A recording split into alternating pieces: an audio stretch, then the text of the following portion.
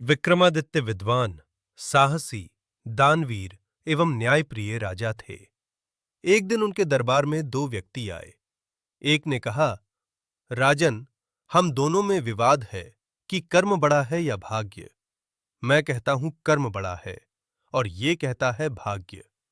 अब आप ही इसका उत्तर बताइए। विक्रमादित्य उलझन में पड़ गए। उन्होंने उन्हें 6 माह बाद आने को कहा। कुछ समय बाद वे वेश बदलकर एक नगर पहुंचे। रास्ते में उन्हें एक व्यापारी मिला। व्यापारी ने पूछा, कौन हो भाई, नगर में नए जान पड़ते हो? राजा ने कहा, मेरा नाम विक्रम है, मैं यहां काम की तलाश में आया हूं। व्यापारी बोला, मुझे एक सेवक की आवश्यकता है।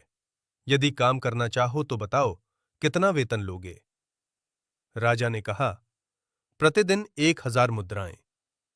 व्यापारी चौंक गया और बोला, तुम में ऐसा क्या गुण है कि इतना वेतन मांगते हो? राजा ने उत्तर दिया, मैं वो काम भी कर सकता हूं जो कोई दूसरा नहीं कर सकता। व्यापारी ने उसे नौकरी पर रख लिया। दिन भर काम करने के बाद राजा को 1000 मुद्राएं मिलीं। उन्होंने आधी ब्राह्मणों को दे दीं, बाकी में से कुछ गरीबों और भिखारियों में बांट दीं, कुछ साधु संतों को दीं और थोड़ा अपने भोजन के लिए रख लिया। जब वे भोजन करने बैठे, तभी एक योगी आया और बोला, बेटा, बहुत भूखा हूं, कुछ खाने को दो। राजा ने अपना सारा भोजन योगी को दे दिया। योगी भोजन कर आशीर्वाद देकर चला गया और राजा को भूखा ही रहना पड़ा। राजा ने सोचा, आज मेहनत की, धन भी कमाया, पर भोजन भाग्य में नहीं था, इसलिए नहीं मिला। लेकिन दूसरों की सहायता करने का पुण्य भाग्य में था, सो मिल गया। अगर मेहनत न करता तो न भोजन मिलता और न पुण्य। कुछ दिनों बाद व्यापारी अपने सेवकों के साथ समुद्री यात्रा पर निकला। अचानक समुद्र में तूफान आ गया। जहाज डगमगाने लगा। व्यापारी ने कप्तान से कहा, लंगर डालकर जहाज रोक लो। तूफान शांत होने के बाद भी लंगर ऊपर नहीं उठा। व्यापारी ने राजा से कहा, तुमने कहा था कि तुम वह काम कर सकते हो जो कोई नहीं कर सकता। अब इस संकट से बचाओ। राजा ने पूरी ताकत से लंगर उठा दिया। जहाज चलने लगा।